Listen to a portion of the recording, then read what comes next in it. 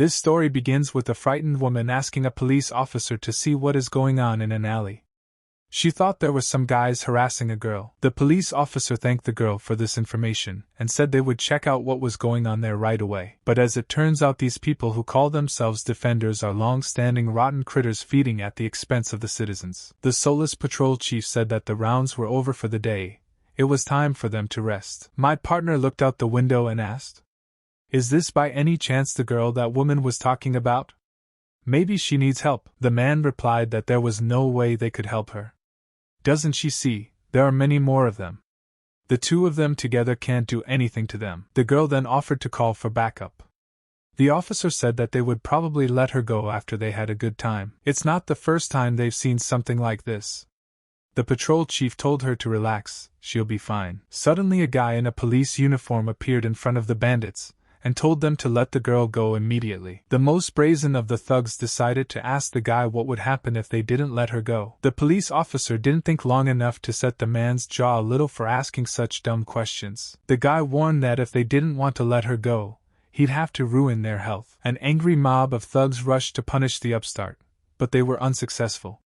It took the officer a few seconds to calm them down. The man did not lose hope and pulled out a knife. Seeing this, the young officer asked if he had ever killed anyone. The man replied that of course he had. The officer catches his hands and says it's a lie. His eyes give everything away and his hands aren't stained with blood. The bandit gritted his teeth and asked the guy if he thought he couldn't finish him off. He replied that he could try. Looking him in the eye with his fearsome gaze, he showed the man where to strike. But if he couldn't kill him, then he'll have to kill him. And he'd better make his choice soon if he wants to live. The man, who was scared to death, didn't realize what was happening, dropped the knife and asked who he even was. The guy replied that he was a simple man who would send him to jail. He's a police officer. A week ago, in the seaport of Incheon, our protagonist needed to fulfill his last mission. He was a hitman with the call sign Biguan. There was no one better than him, but at that moment, everyone was waiting for him. The killer with the call sign Maple Leaf asked the guy what was taking him so long. Wasn't he too relaxed, because this was his last mission? Biguan replied that he wasn't that much late, and said to get to the point faster. "What kind of mission is this?" Suddenly a man with a chain appeared behind the boy. He shouted that Buddha had asked him to work with him. He clearly had the urge to strangle the guy. However, it all ended with Biguan knocking him out, and the man simply wiped the floor with his body. Holding the chain tightly in his hand, the guy turned around and asked what were they doing? Or did someone decide to play a prank? Maple Leaf replied that he should understand everything. They are only doing their job. It's time to escort the most legendary assassin, Biguan, to his final resting place. After saying that, the crowd of assassins rushed into battle, but no matter how hard they tried, they failed. The experienced killer Biguan scattered the bodies in the corners of the container, and at the end, only Maple Leaf was left. Biguan asked him, did they really think that would be enough to stop him? He replied that he didn't want to resort to that and drew his gun. He must fulfill the Buddha's order in any case, and maybe he'll make it easy on him and just die peacefully? I mean, he knows how hard it is to clean up after using a firearm. Biguan told him to go far away with his last mission. Buddha said he would be free after he completed this mission. Why did that thing do that? Maple Leaf thinks he'll still have a chance to ask him about it, but only on the other side of the world. Meanwhile, Buddha recruits a mercenary to ask if he has done his job. He is told that the mission has been accomplished. The man realized that it wasn't Maple Leaf, but Biguan. He said he had just finished the funeral ceremony. But how did the guy know he was going to be attacked? Biguan asked if he was in the temple now. He replied that of course he was, because he was a monk and he was supposed to be in the temple, and he doesn't think the guy can get to him. The temple's full of killers, he doesn't stand a chance. A confident Biguan told himself not to lock the temple doors, for he was already here. He's going to get him, no matter what. And he'll destroy anyone who dares to stand in his way. The guard told him that there was no further passage. Buddha was preparing for the funeral. The guy said he didn't care. Would a real Buddha kidnap children and turn them into killers? And then make a big fortune off of it? The man took out an axe and started attacking Biguan.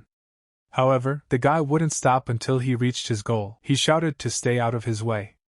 Bai Guan had already lost everything working as a killer.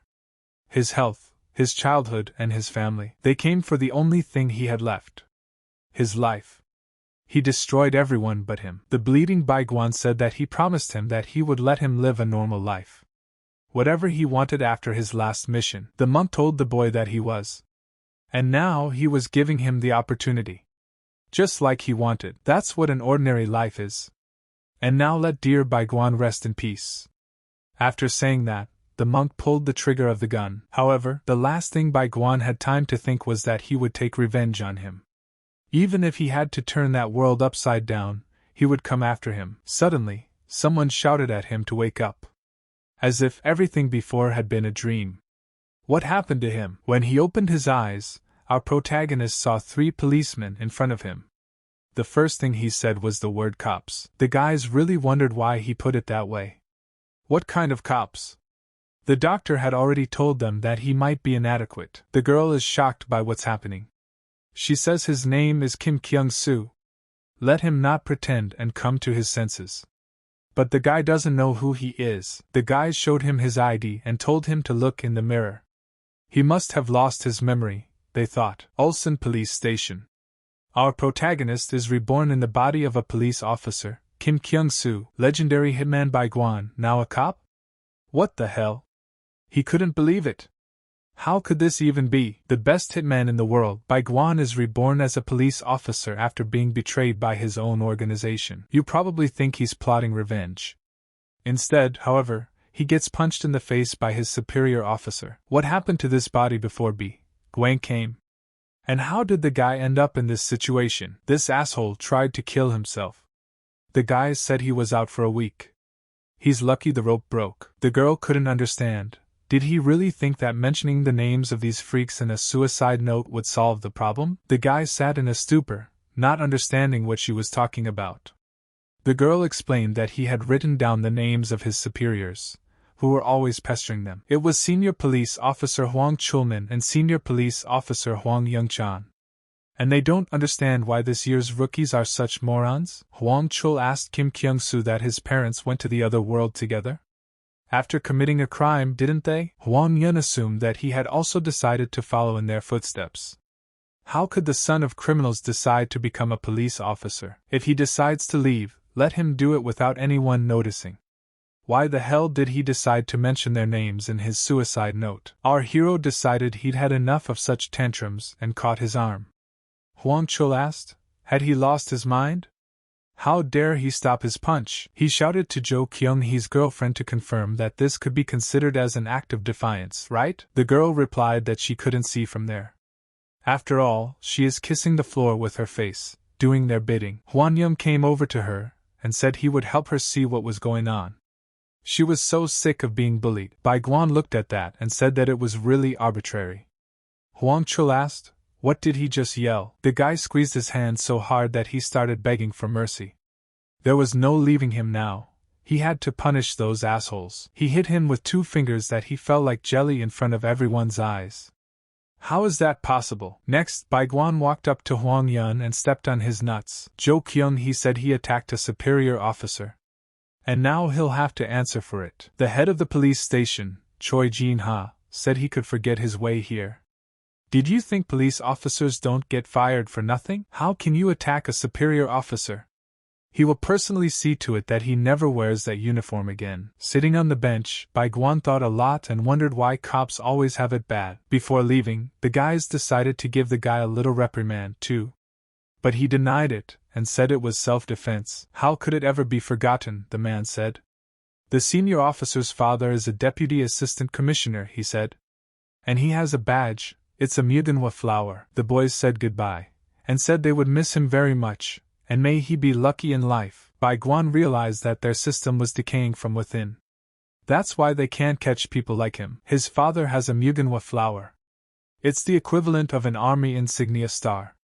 He's sad he wasn't reborn as a higher-ranking cop.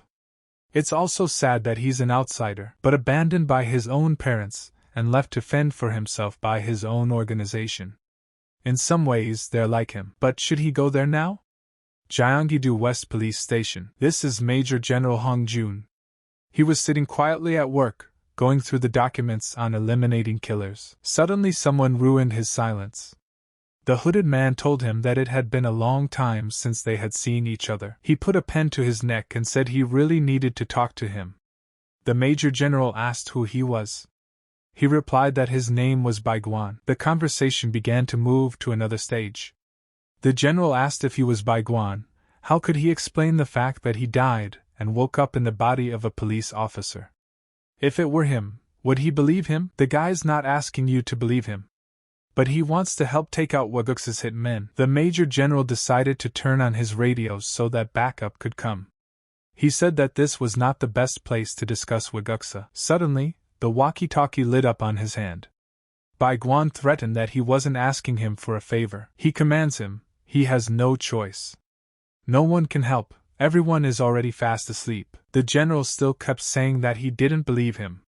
Then Baiguan reminded him of the promise they had made to each other 3 years ago. When he was a senior lieutenant, that's when they met. It was raining like a bucket that day. Then the general hunted the Buddha and pestered him in every possible way.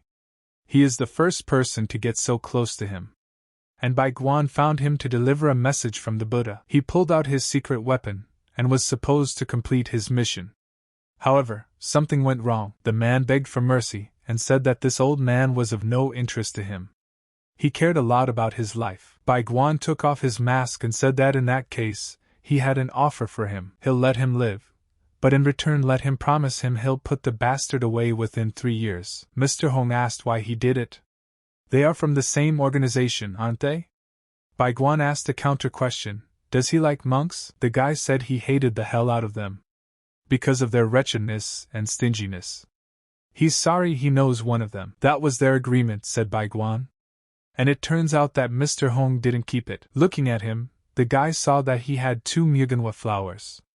This meant that he had risen up the career ladder quite well in the last 3 years. So he broke his promise, and instead of practicing Buddhahood, he sat around sucking up to his elders. He left the guy no choice. In that case, he'd have to kill him with that pretty pen. The man cried out in fear that he had not willfully broken his promise. He had no choice. Baiguan asked him, did he really think that he could reach such a rank just by sucking up to his superiors? The general replied that it's much easier to access classified information if you're a high-ranking officer. He tried to prove to everyone that there was a group of killers and their leader was the monk Yua, whose alias was Buddha, but no one believed him. Waguxa Temple is just another cultural site in their country. They thought he'd lost his mind. However, Major General Hong claimed that this was indeed the case. The results of his unit's investigation clearly show. Then he was warned that if he was not careful, he would incur the wrath of God. He was made to understand that it was not worth discussing religious figures here, and he would be better off doing something else. The investigation was stopped by his superior. The general pulled the documents for the kid to see for himself. This was information his unit had collected with blood and sweat. Baiguan read the whole thing and said that his investigation was stopped because he had some nonsense. Mr. Hong replied that it may be so, but some of this nonsense was true. He said that he could live for the time being, but that he should not relax. With a smirk on his face, Baiguan made it clear that he would help him to be unkilled by him.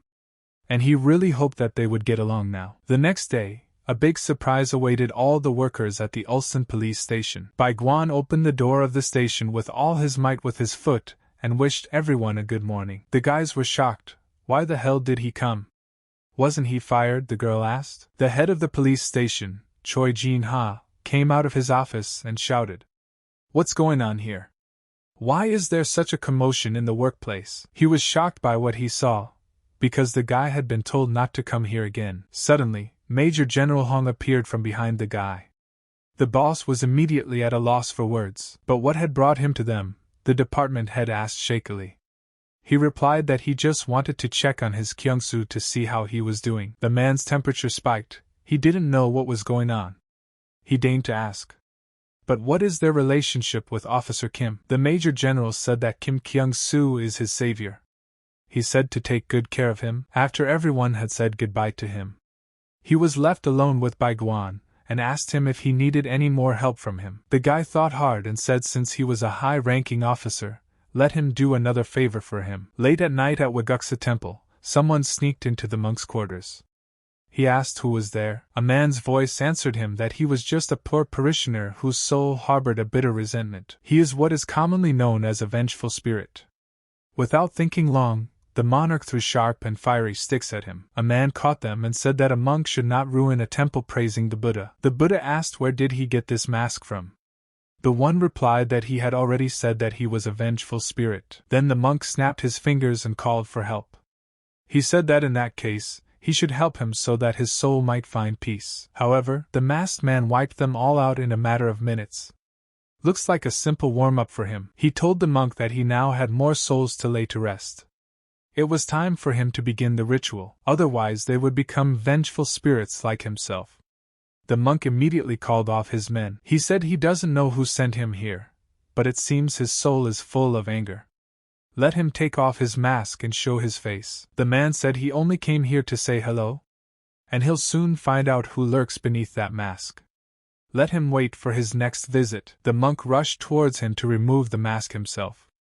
But he disappeared into the smoke, and only the mask remained on his hand. What kind of vengeful spirit is this? With anger, the monk broke his mask and said that in that case, he looked forward to seeing him. The next day, Bai Guan met with the Major General. When the guy saw him, he said it was as if he had aged 10 years in a day. He told him it was all his fault. He had so much to clean up after the attack on the police station. And then there's that tear gas grenade he asked me to get. A man can't work overtime all the time to hide it all. It's not that simple. Bai Guan said that he wouldn't have had to do all this if he had caught the bastard himself a long time ago. First, you have to gather evidence. Then you have to file a formal lawsuit, then you have to work with the prosecutors. The guy didn't know it was so hard to arrest a criminal. Major General said he wouldn't know about it. Been around before, killing people left and right. The guy replied that he didn't kill anyone. He only killed those who deserved it.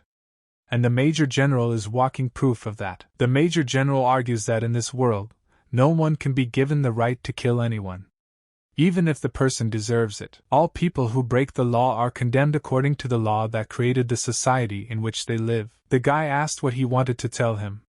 That they would convict the bastard according to the laws? The Major General replied that even if they arrested a dozen criminals, they should consider them innocent until proven otherwise. So they need substantial evidence to arrest the Buddha. However, this made Bai Guan angry. The guy thought that maybe he should just create his own department already? The Major General immediately said that this was impossible, as he was a junior officer with 0 experience, even if he thinks he's the strongest. In police structures, everything is subject to a ranking system. Who would he have to be to create his own department? Bai Guan asked. The one replied to him that at least one small MANHUA badge was needed. Then in that case the guy was ready to take up the job. Our protagonist rushed to the station to find out. He asked Officer Jo Kyung-hee what it takes to earn a promotion. The girl replied that she had to pass a special exam. Meanwhile, the guy was asked to follow the arrested girl. Officer Jo Kyung-hee asked the guy, didn't he already say his memory was restored, then why can't he remember anything? The drunk girl begged the guy for a refill. Bai Guan needs at least a year of experience. However, the guy is not satisfied with that, so maybe there is some way to make it quicker. The girl asked if he was trying to get MANHUA quickly. He replied that yes, he needed it very much. Let him not dream, because it will take at least 10 years for a rookie to earn MANHUA starting from the lowest rank. But he has a good acquaintance of a Major General, doesn't he? Maybe that would help somehow, the boy thought, a little jealous of that. There's another way, it's a special promotion. If he excels at catching criminals, he can earn that promotion. Right now, the newbies don't have any experience, so they do what they're told and deal with civil lawsuits. There are days that they go out on patrol. Hearing this, Bai Guan disappeared before her eyes. The guy realized there's no point in a cop being a diligent Zabrila.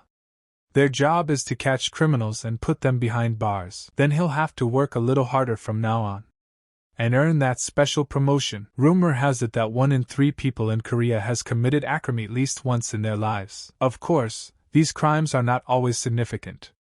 But still, 1 in 3 is one too many. And of all the crimes being committed, Bai Guan is now looking out, not the most insignificant. He's looking for someone to commit a serious crime. His dump will help him advance his career. Crimes he never turned a blind eye to in his past life. Now we have our first offender. Meanwhile, The music in the nightclub suddenly stopped. The DJ asked the vacationers why they were so sluggish today. The girl comes over and says they need champagne.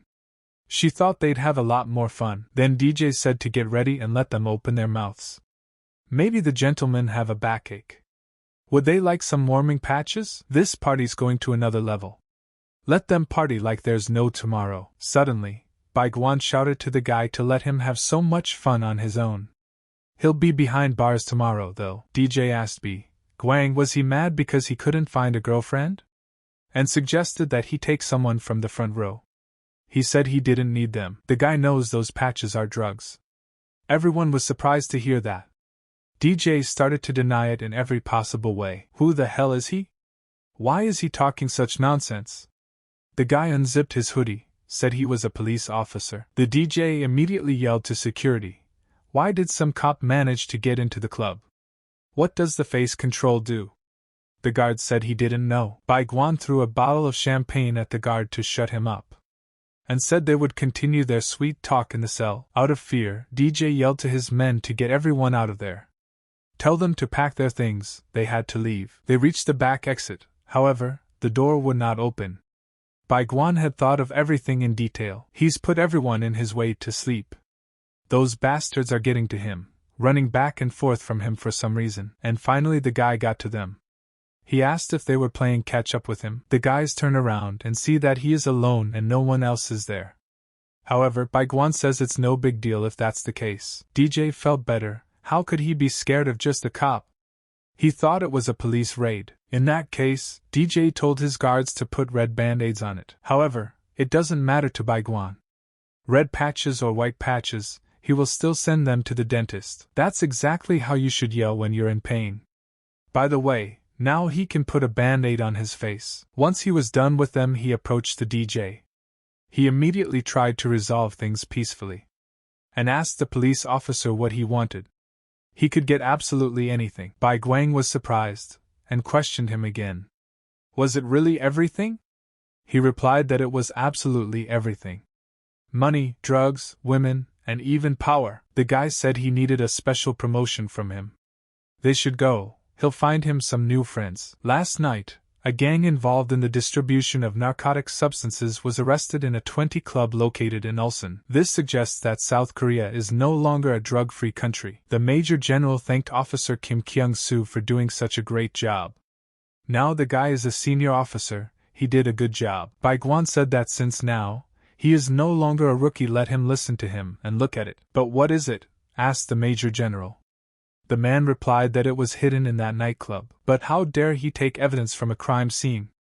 The guy said it was Polona leaves. Doesn't that stress him out? Meanwhile, the sentencing was underway.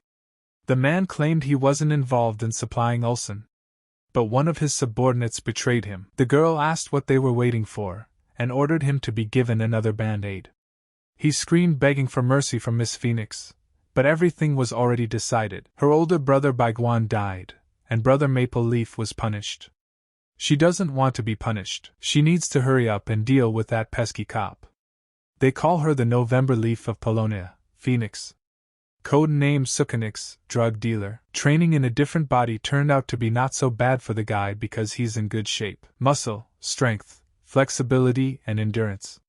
He tries to keep balance in everything. However, to get rid of the Bodhisattva and his gang, to wipe them off the face of the earth, it's too little, he needs more time. The next morning, the police officers approached the guy with the question, how to get a promotion.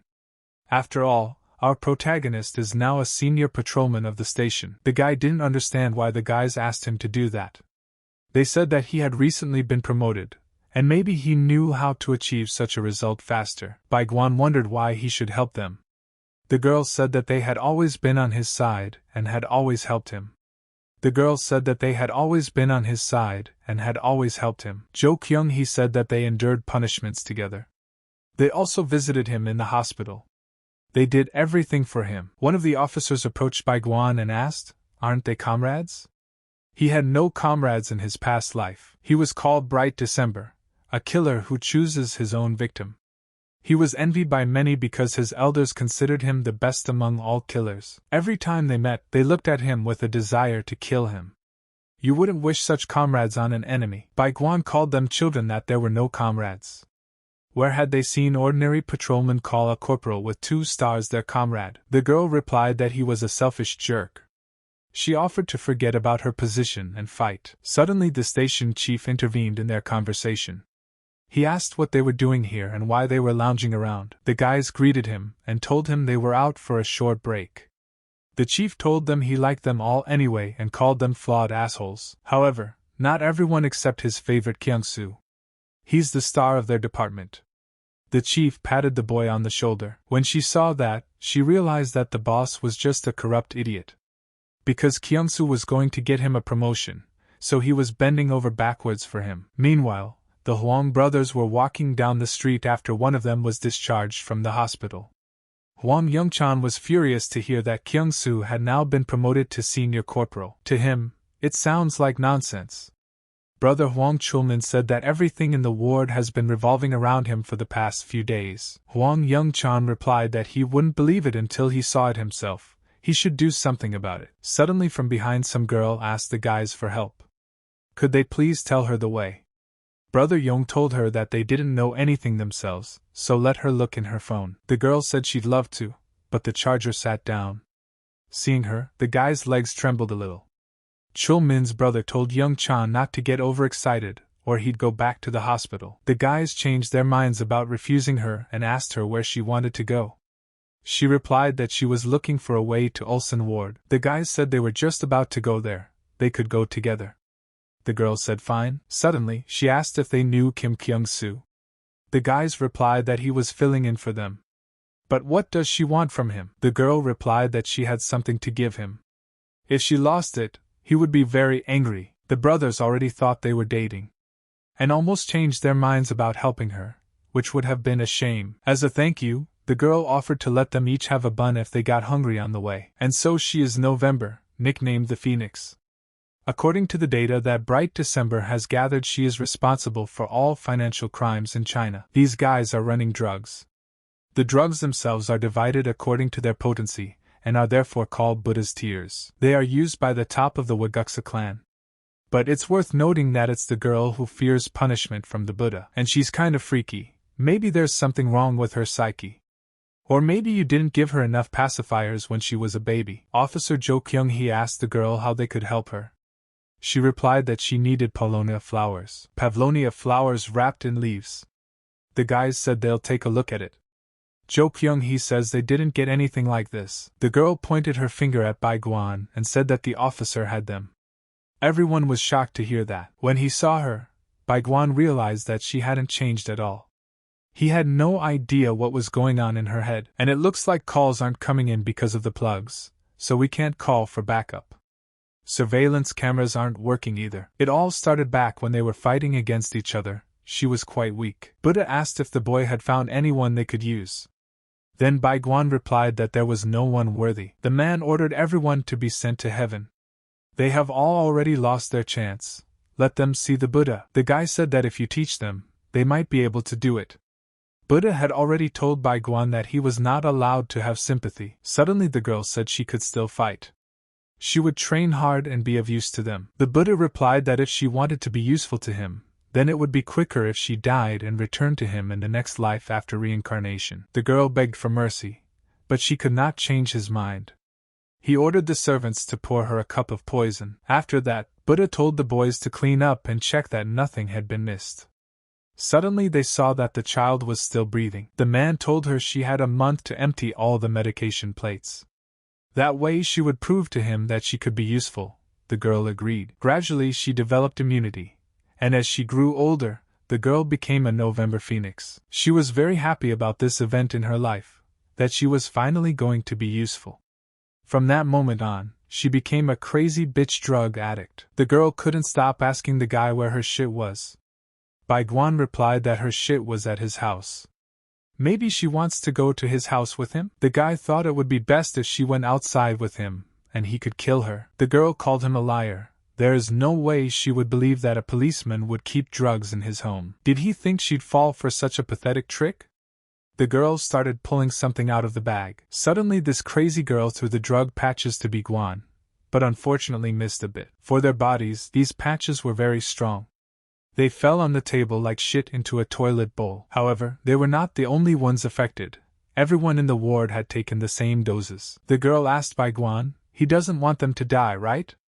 If they are not helped, they might die soon." The guy saw the silencer on her shirt, and without thinking long enough he decided to rip it off and destroy it. The girl was furious. Baiguan told her that she could not worry about her shirt. Help was on the way. No one's watching them. Perfect conditions for a murder. The guy pulled out a police stick. The girl didn't understand what he was saying. Baiguan replied that she would understand when he beat the crap out of her. He suggested that she start immediately, to reminisce about the good old days. She smiled and asked, "Where are the officer's manners? Why does he threaten to beat up the girl and tear her clothes? Maybe he likes it rough." After saying that, she decided to attack first, but that turned out to be a bit of a knee to the forehead. She was furious, like she was about to burst. The guy said the girl was still ugly when she was angry. Phoenix said the guy surprised her a little. She asked, "He's not a regular cop, is he?" He replied that there was no need to hold a grudge. The girl speculated maybe he was from a special unit or special forces. Baiguan said maybe, but what does she think? Phoenix pulled out some red band-aid and said she didn't care about his past work. She put that crap on his neck. However, the girl thinks he'll have to look for a job in hell soon. She will believe that he will find the right one for him. But the guy doesn't think so. Is she really that naive? The guy said, hitting her again. How could she ever think that one band-aid would be enough? Maybe she hadn't yet realized that she needed at least 10 of those patches if she wanted to even try to resist him. Baiguan said she hasn't changed at all. She still relies on drugs and doesn't pay much attention to training. Right now, however, given the circumstances, it was only to his advantage. Phoenix shouted, "Who did he think he was to even pretend to know her?" The guy swept her off her feet and asked her who she thought he was. Being on the verge of death after such a beating, didn't any guesses emerge? Baiguan realizes that the drugs have already made her brain leak, but he hopes the girl will remember before she dies. He pressed the baton into her throat, but unfortunately it just folded up. The girl ended up hitting Baiguan. Looks like the quality of these batons is crap. They give these to low-ranking officers? Now I see why they fight like suckers. Phoenix put on another band-aid and rushed toward the boy. Baiguan said he hadn't seen patches like this before. Some new kind, it worked through touching the clothes. But looking at her, it's safe to say she didn't get any better. She also asked who the hell was he? Suddenly, a man in a rooster mask intervened in their conversation and said that they had received a message from Orchid. Reinforcements will be here very soon. The guy told the Phoenix to get out of there. Well, he's gonna take pity on her today. They'll see each other again, won't they? Baiguan realized that the police won't chase her. They'd die if they tried to touch her. The girl took off her mask and told the puppeteer to gather everyone quickly. They would still have time to leave. Phoenix couldn't understand how this guy knew her. This policeman reminded her of B. Guang's brother for some reason. Backup arrived, but already there was nothing left of the puppet theater but lying bodies. The Major General told B. Guang that he was the one who missed them, but it would have been better if he hadn't said that, because he got a baton in his face. The guy answered him that this would not have happened if he had been given proper equipment. Is it even normal for a baton to break from the slightest pressure? Hong Jun said that they are normal batons. They don't really need to be strong because they aren't used like that. Baiguan showed him his hands and said he couldn't feel them. The man shouted for the doctor to come over. This was something the guy didn't expect. He was lucky that the Phoenix ran away in fear. All it took was one touch through his clothes. They'd increased the original dose, or it was a new drug. Looking at the boy's hands, the doctor didn't know what was wrong. It looks like she'll soon become a walking drug herself. Baiguan expected something simple, but I guess it's going to take some effort. The boy looked at the Major General and said he had a request for him. The man wondered, what was it this time? When B. Guan came home, there were some uninvited guests waiting.